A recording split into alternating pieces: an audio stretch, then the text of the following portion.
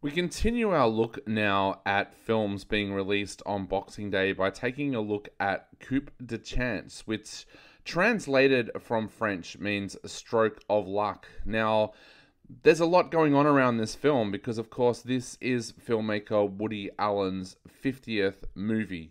He both wrote and directed this one, and it's an interesting tale because basically this is a romantic drama with just a hinge of mystery as well.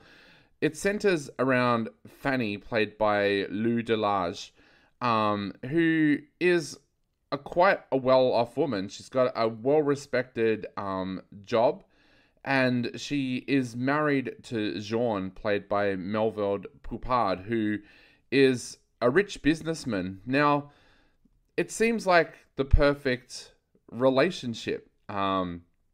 She is well respected amongst her profession. She seems to have fun.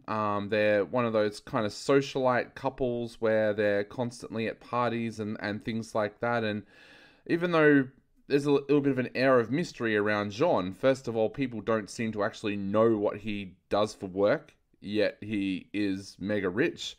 And also there's a question around what happened to his previous business partner. We see very early on in this film a group of people discussing the mystery about the disappearance of his business partner. But of course, when we are first introduced to it, it's kind of one of those things where people are like, did that really happen, or is that just an urban legend? But then things suddenly change for Fanny when one day she's out on the street and she meets Alain, played by Niles Schneider, who remembers her from school. In fact, he had a crush on her at school. Now he's working as a writer, and there's an attraction there, and they start an affair, and that is where the mystery of this film first starts. Now, I don't know how to tell this story about this film any further than to not go into some spoilers, but this does end up becoming kind of a crime thriller in the sense of a thriller in the way that Woody Allen would film one. Even though I use the term thriller, this doesn't turn out to be some kind of Liam Neeson like thriller with car chases and guns blazing and things like that. It's very much a Woody Allen dialogue driven movie. But you, as the audience, do get to see behind the mystery. You get to see what's happened. So that's a very interesting take, because so often these days in Hollywood, with a film like this, the audience doesn't get to see what has actually happened. So therefore, you're in the dark just as much as the characters trying to work out what's happened. Here, you get to see what's happened.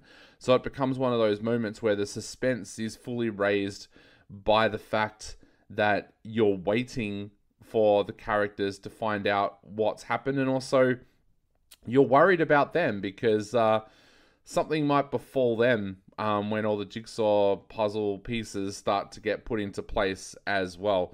Now, I would be lying if I said that this is one of Woody Allen's best films. I don't think it is. It's one of those movies where I sat down and watched it.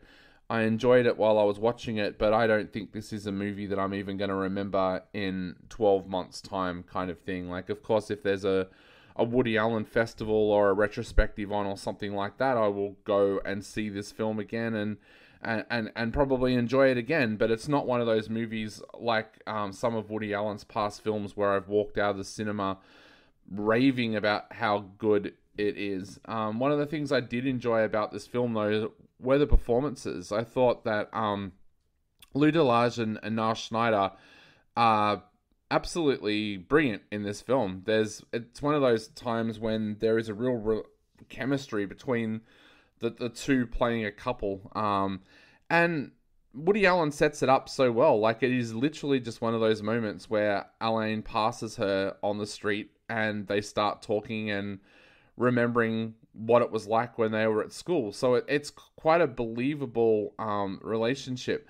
Likewise, I love the way Woody Allen has set up the character of Jean. At start, you see him kind of as this almost simpleton who's just obsessed with his train set kind of thing. And then when stuff starts to get revealed about him, you start to see him in a very, very different light. And again, really well played by Melville Papard, because there are so many layers to this character, and he plays that really, really well. So I think, yeah, it's one of those interesting kind of roles that an actor would absolutely cherish when they get the opportunity to play it, because it's yeah, like I said, it's just one of those roles where it's like he's like an onion. Every time you peel back another layer, there's something else different there about him.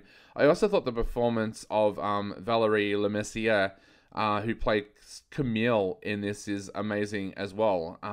She ends up having a very big second half of this film. Again, I can't talk too much about what happens because it would go into spoiler territory. But yeah, she plays this kind of almost taking on the role of the detective in a sense in this film, and does it really, really well. So look, this is not one of Woody Allen's best movies, but it's still an enjoyable film. I think once I said even a bad Woody Allen movie is equal to a good film elsewhere. I'm not saying that this is a bad Woody Allen movie. It's not. It's still a very, very good film. Not his best, but look, I really, really enjoyed it. Like I said, it's a character-driven thriller, so how you feel about the characters is going to be a lot of what you take away from this film. But I thought it was well acted, well written. If you love dialogue-driven films, you will enjoy Coup de Chance. So if you want something a little arty on Boxing Day this year, go and check out Coup de Chance, Woody Allen's 50th movie. I'm giving this one 3 out of 5.